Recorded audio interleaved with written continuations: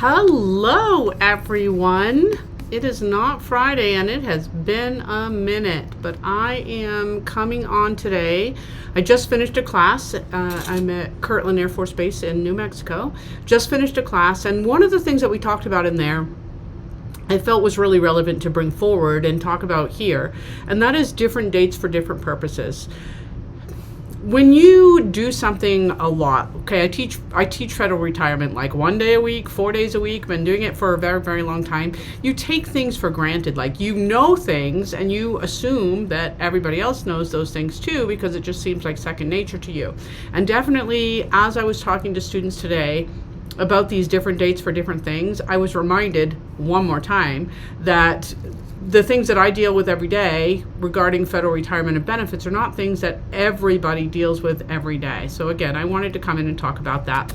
My name is Debbie Hatch. If you haven't met me, I am the founder and CEO of Pinnacle Personnel Services. Been helping employees since 1995 understand their federal retirement, their benefits. Did that as an employee myself in several different federal agencies, then left the government, created my own business, which is called Pinnacle Personnel Services, and it's through that business that I'm now contracting about 4 dozen federal agencies and several of the federal executive boards across the country as well, helping employees understand these things, just like I did when I was an employee myself, but now doing it as a contractor. So that's just a little bit about me and my company. If you're here, you likely have been to a class or have heard from someone who has been to a class that they really appreciated the training. So anyways, these dates that I wanted to talk to you about today are called Service Computation Dates. And a lot of people only know about one of them, and that's the one that's in front of our face, okay? That's for leave. We have a service computation date for leave, which tells us whether the employee is earning 4, 6, or 8 hours of annual leave per pay period. I'm talking only to federal employees. The problem is that that one is in front of our face, and it can be different than several other service computation dates. We have the one for leave. We have potentially a different one for retirement. It can be the same as leave. For a lot of people it is, but for a lot of other people it's different, and I really want to clarify why and how that is true. We can have a different service computation date if there's a reduction or an adjustment in force, and essentially that means that we're losing federal positions. We are trying to determine which people are leaving when the jobs leave. I'm not going to talk too much about that RIF service computation date today, since that's a very specific thing. And if there's a RIF in your agency, there will be a lot of different meetings and town halls and things like that. You'll get a lot of information about that, what that is. And that RIF service computation date really has no relevance whatsoever unless your agency is going through a RIF. So here I'm just going to say that's a different date. When you're looking at your paperwork, when you're looking in your folder, you may see it in there. It's only for a RIF, and that one is going to give you credit for your performance evaluation. So you do a good job, you get good performance evaluations, good appraisals, that gets you extra time in a RIF. Again, nothing else I'm going to say about that. If there is one, you'll hear about that from your agency. We have a service computation date for TSP, which is talking specifically about vesting, and vesting means ownership of the money. So you are vested in your TSP contributions from day one. You can leave tomorrow. It doesn't matter how long you've been working. You can take your money with you. If you are under FERS, you are entitled to matching contributions, and those matching contributions are vested right away. You can leave tomorrow and take them with you. If you are under FERS, you also receive something called the agency automatic contribution. It equals 1% of your biweekly basic pay, whether you are contributing to your TSP or not. That requires 3 years of creditable service in order for you to be able to keep the money. So vesting means I keep the money. To keep my automatic 1%, I've got to work for the federal government, typically 3 years. Now, I don't have to be contributing into TSP that entire time, but I do have to be working for the government that entire time in order to be able to keep that 1% if I leave. Another service computation date that we have, and I'm just giving you the outline of them right now. I really want to focus on those top 2. two, that leave and that retirement one. Another service computation date that we could have is limited to special provision employees. Federal firefighters, law enforcement officers, air traffic controllers can retire at a younger age with less creditable service than other federal employees can. 50 with 20, any age with 25. But that service isn't just federal service, it is what we call covered service, which means that it is in the primary business of doing firefighting, law enforcement, or air traffic control. Generally, we refer to that as 6C time, simply because it comes out of Title V. It's Section 6C that talks about those employees being able to retire earlier. For that 6C time, I did say it's covered service. I said it's primary service. The fact is that we have primary and secondary jobs under that umbrella. Primary, very simplistically, just means that the reason that I can draw a paycheck from federal taxpayer dollars is because I am primarily fighting fires, doing law enforcement duties, protecting the country's borders. The other category of jobs that we have under that heading are called secondary. Now, secondary, I may be supervising the primary people. I may be a management official in that area. I'm still working in that area, but now that is no longer my primary focus. I can get coverage in a secondary position as long as I had 3 years of primary first, and I moved directly into secondary without a break in service between the two. Again, 20 years of that, 25 years at any age, 20 years at 50, I am eligible to retire. So that is for a special category of employees. It doesn't apply to anybody else, okay? 6C, TSP, SCD, and RIF SCD, I've said all I'm going to, unless you have some questions. And if you do, by all means, if you're watching live, drop those in the comments, let me know. If you're watching this on a replay, drop me in the comments. Let me know. I do respond to all of the comments that I get, whether they are live or whether they are later. Okay, like I said, I really want to focus on that service computation date for leave and for retirement.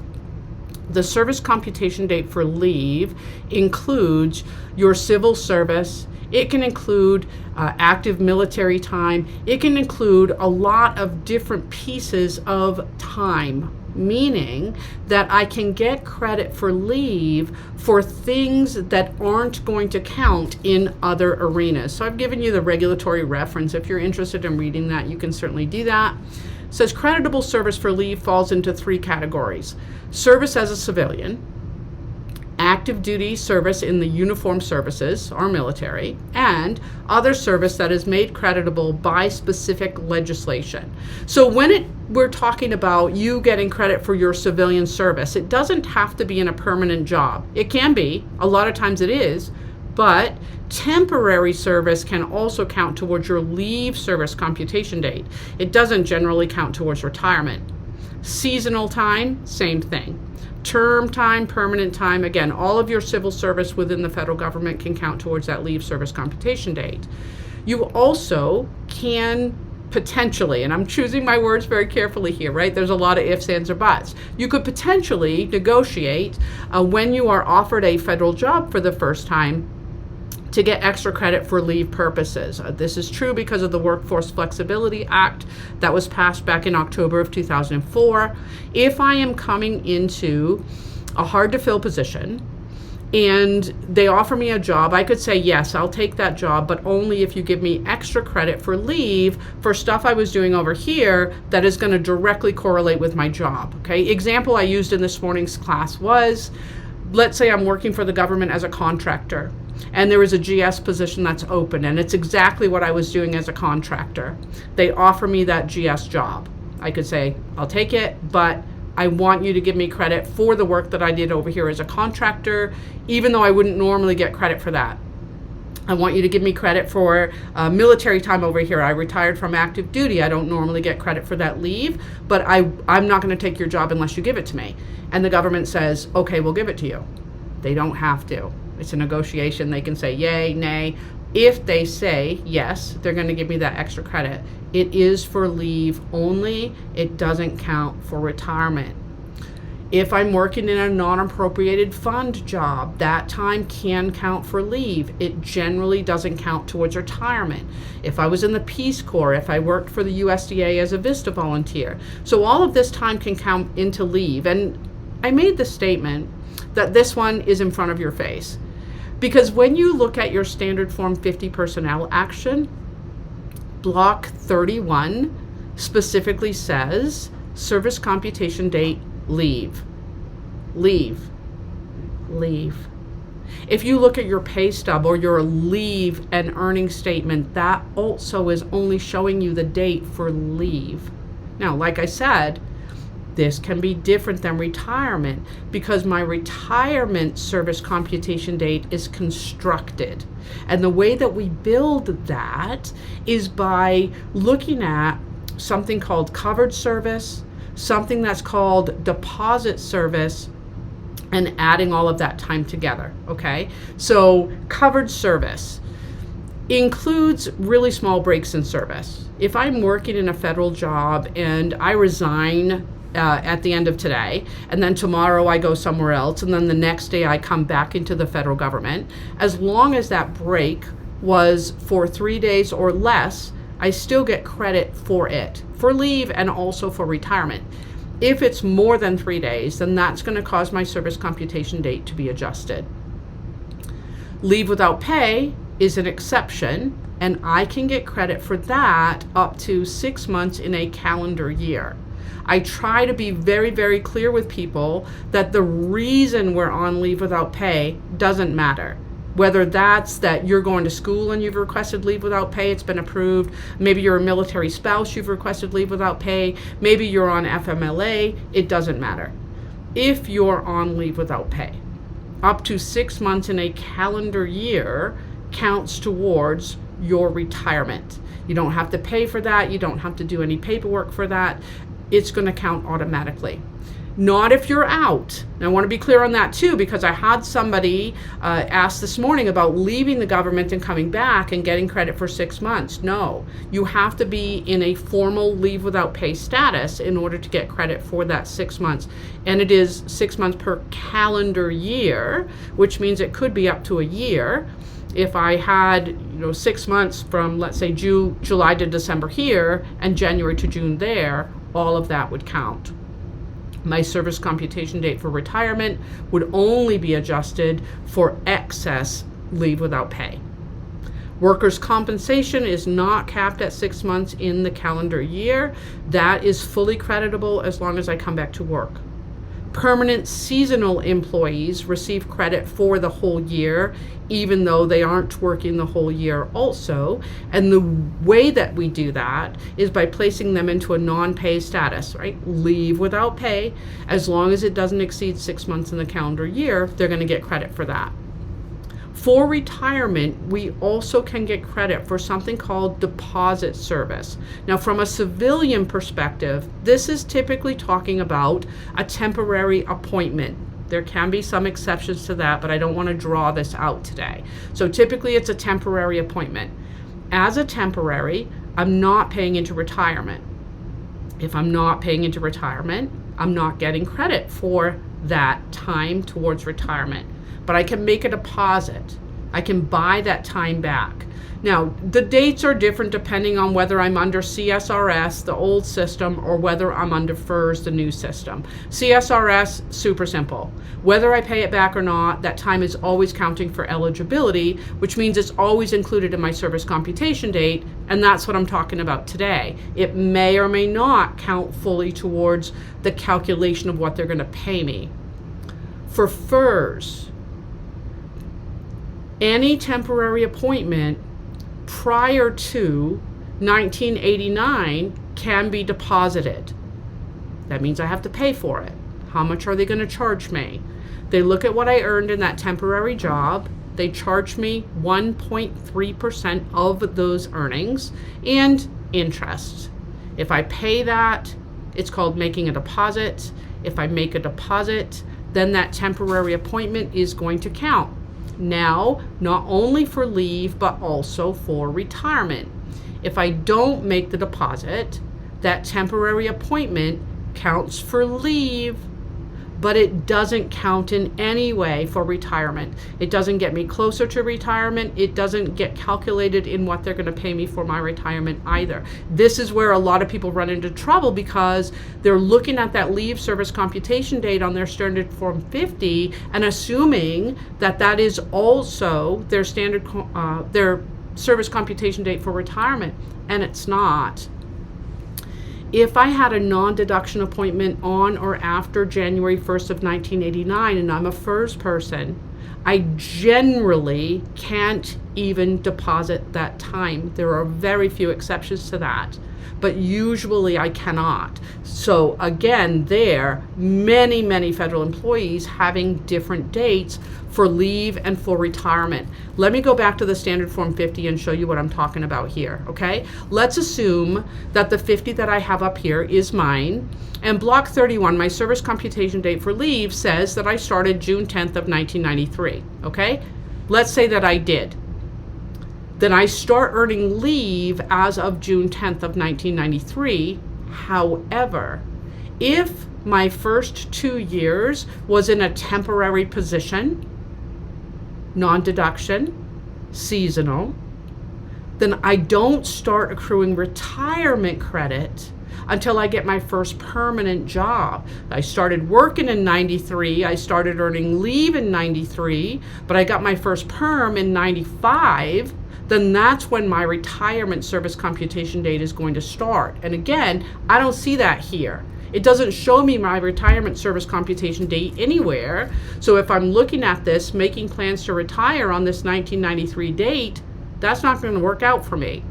Okay, same thing with military deposits. So I was talking about a temporary civilian appointment where I can make a deposit, right? Making a deposit always means I'm paying money. I can make a deposit for my military service as well. I don't have to for leave.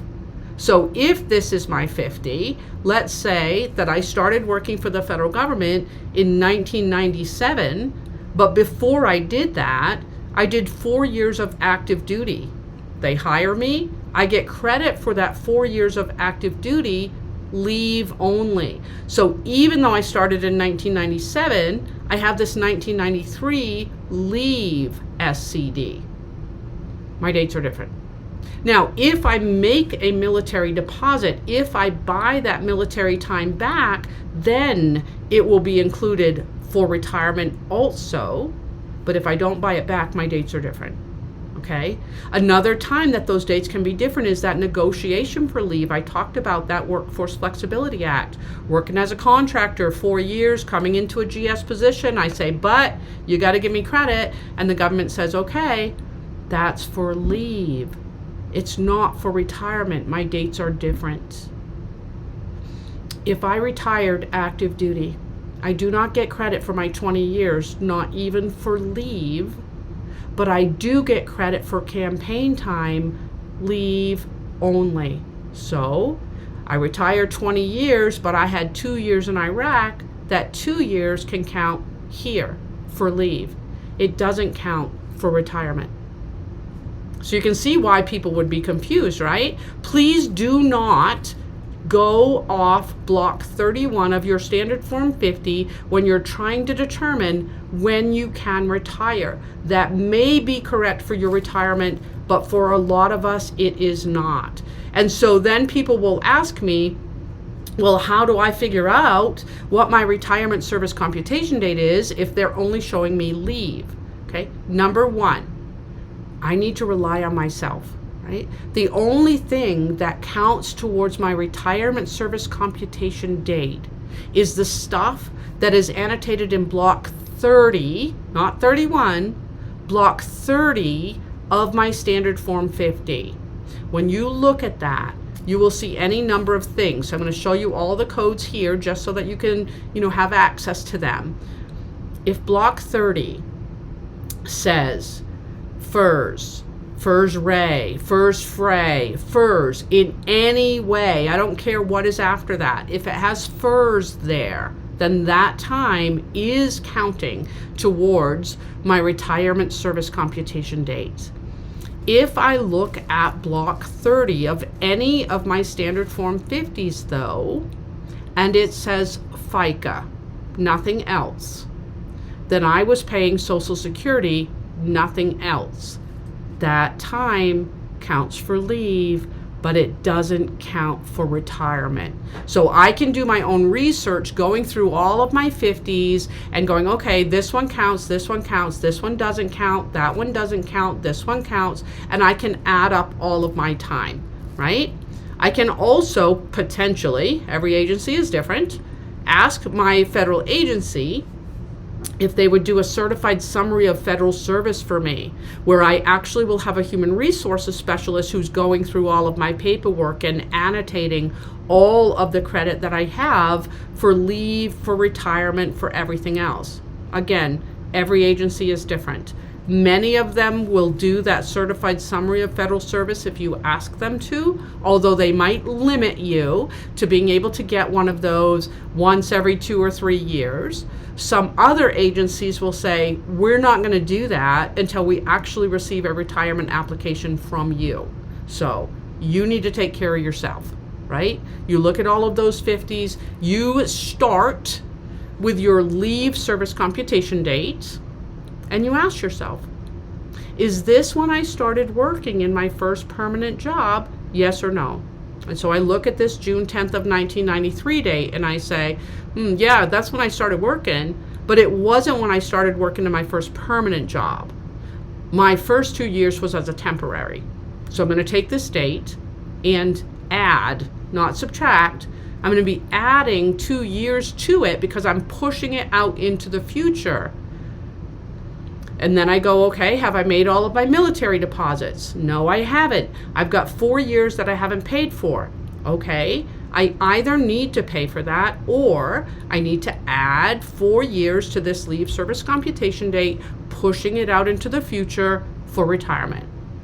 I negotiated for 2 years when they hired me. Counts for leave, doesn't count for retirement. I'm adding that on to my leave date to push my retirement date out, okay? I always recommend all of my students do this. Take the time to do it yourself before you even go asking for your certified summary, before you even go looking for it, because then you know what you're looking for. If you just go to HR and say, hey, what's my service computation date for retirement? And they say, it's this. And you take it at face value to go, okay, that's what they said. Like, it doesn't make sense to me. I don't know where it came from, but that's what it is. Versus you say, wait a minute, that's not what I was expecting to see. That's a couple years off from what I was expecting to see. So can you please explain to me what the difference is? And they either do that or you're able to explain to them that there's some kind of an error in your record, right? You take care of you.